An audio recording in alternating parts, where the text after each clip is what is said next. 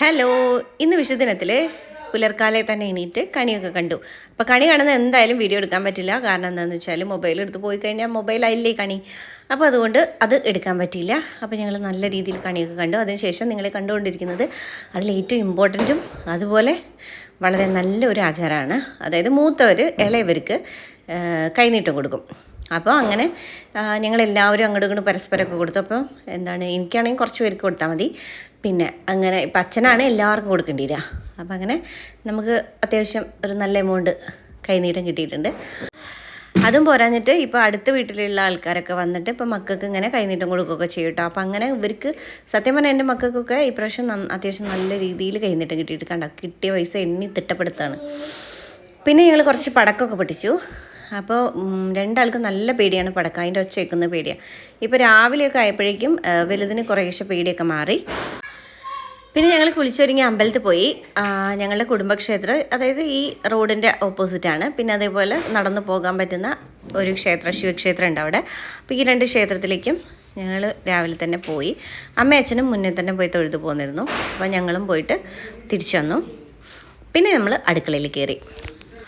സദ്യ കഴിഞ്ഞിട്ട് എൻ്റെ വീട്ടിലേക്ക് പോകാനുള്ളതുകൊണ്ട് തന്നെ പെട്ടെന്ന് ഞങ്ങൾ സദ്യ സെറ്റാക്കി കേട്ടോ. അപ്പോൾ സാമ്പാർ, ചോറ്, പപ്പടം, ഒരു ക്യാബേജ് ഉപ്പേരി, പിന്നെ അവിയൽ അമ്മയാണ് ഉണ്ടാക്കിയത്. അതുപോലെ പായസം ഹസ്ബൻഡാണ് ഉണ്ടാക്കിയത്. അങ്ങനെ ഞങ്ങളിതെല്ലാം കൂട്ടിയിട്ട് നന്നായിട്ടൊന്ന് ചോറ് കഴിച്ചു. അത് കഴിഞ്ഞിട്ട് ഞങ്ങൾ മാറ്റി ഇപ്പോൾ എൻ്റെ വീട്ടിലേക്ക് പോകാൻ വേണ്ടി നിൽക്കുകയാണ്.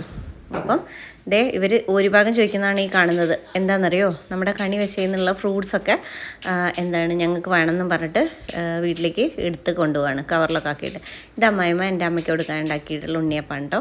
അങ്ങനെ എല്ലാവരും യാത്രയൊക്കെ പറഞ്ഞിട്ട് നമ്മൾ പതുക്കെ ഇറങ്ങുമ്പോഴാണ് എന്താണ് സ്വത്തുവിന് അവൻ്റെ പടക്കം, ബാക്കിയുള്ള പടക്കം കൂടി എടുക്കണമെന്ന് പറഞ്ഞാൽ. ഇത് അവൻ്റെ ഫ്രണ്ടാണ് കേട്ടോ. ഫ്രണ്ട് ഇവർ പോവുകയാണെന്ന് പറഞ്ഞപ്പോൾ വന്നതാണ്. അവർ പോകുന്നുണ്ട് മാമൻ്റെ വീട്ടിലേക്ക്, കുറച്ച് കഴിഞ്ഞിട്ട് പോവുള്ളൂ അത്രേ. അപ്പം ഞങ്ങൾ ആ പടക്കം കൂടി എടുത്തു.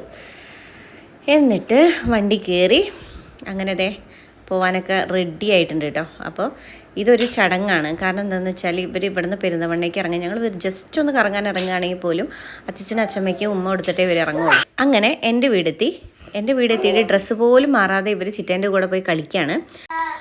അങ്ങനെ കുറച്ചു നേരം കളിയൊക്കെ കഴിഞ്ഞിട്ട് ഇവർ വന്ന് പിന്നെ എൻ്റെ അമ്മയച്ഛനും അതുപോലെ അനിയത്തിയും ഇവരെല്ലാവരും ഇവർക്ക് കൈനീട്ടം കൊടുത്തു. ഞങ്ങൾ അങ്ങോട്ട് കൈനീട്ടം കൊടുത്തു. അങ്ങനെ അതൊക്കെ കഴിഞ്ഞു. അങ്ങനെ നിൽക്കുമ്പോഴാണ് ഞാനൊന്ന് അടുക്കളയിൽ പോയി വെറുതെ ഒന്ന് പാത്രം തുറന്ന് നോക്കിയത്. അപ്പോൾ ഞങ്ങളുടെ ഇവിടെ കോഴിക്കോടൊക്കെ എങ്ങനെയാണെന്ന് വെച്ചാൽ നമ്മൾക്ക് സദ്യ ഉണ്ടായിരിക്കും വിഷുവിൻ്റെ അന്ന്, പ്ലസ് നോൺ വെജ് ഐറ്റംസ് എന്തെങ്കിലും. അപ്പോൾ ഇന്ന് അമ്മ പ്രോൺസും അതുപോലെ തന്നെ ഫിഷ് ഫ്രൈ ആണ്. ഇത് കണ്ടപ്പോൾ എൻ്റെ കൺട്രോൾ പോയി. ഞാൻ എന്ത് ചെയ്തു, ചോറ് കണ്ടിട്ടേ ഇല്ലാത്ത പോലെ ഇരുന്ന് കഴിക്കുകയാണ്. ഇത് കണ്ടപ്പോൾ ഹസ്ബൻഡിന് ആകെ അന്തം വിട്ടു കേട്ടോ, ഇതെന്താ ഇങ്ങനെയെന്ന്. പക്ഷേ ഇതിനൊരു സുഖമുണ്ട്. അപ്പോൾ ഞാൻ ഇരുന്ന് കഴിക്കാണ്ട് ആളിരുന്നിട്ട് ചെമ്മീൻ വേണം, അതുപോലെ ഫിഷ് ഫ്രൈ ഒക്കെ ഞാനിങ്ങനെ വാരി കൊടുത്തോണ്ടിരിക്കുകയായിരുന്നു കേട്ടോ. പക്ഷേ ക്യാമറ കണ്ടപ്പോൾ പെട്ടെന്ന് തല തിരിച്ചതാണ്. പിന്നെ അമ്മ കുഞ്ഞുങ്ങൾക്ക് ഭക്ഷണം കൊടുത്തു. ഇവിടെ വന്നാൽ പിന്നെ ഇവരുടെ എൻ്റെ മക്കളുടെ ഫുഡ്, ഉറക്കം, അത് ഇത് എല്ലാം എൻ്റെ അമ്മ നോക്കിക്കൊള്ളാം. അതാണ് ഞങ്ങൾ തമ്മിലുള്ള ഡീല്. അങ്ങനെ പിന്നെ ഇവൻ വന്നിട്ട് കുറച്ച് പടക്കമൊക്കെ പൊട്ടിച്ചു. അതായത് ഇവന് പേടിയില്ലാത്ത പൂത്തിരി അങ്ങനത്തെ സംഭവങ്ങളൊക്കെ അമ്മച്ചൻ്റെ കൂടെ ഇരുന്നിട്ട് കുറച്ച് നേരം കത്തിച്ചൊക്കെ കളിച്ചു.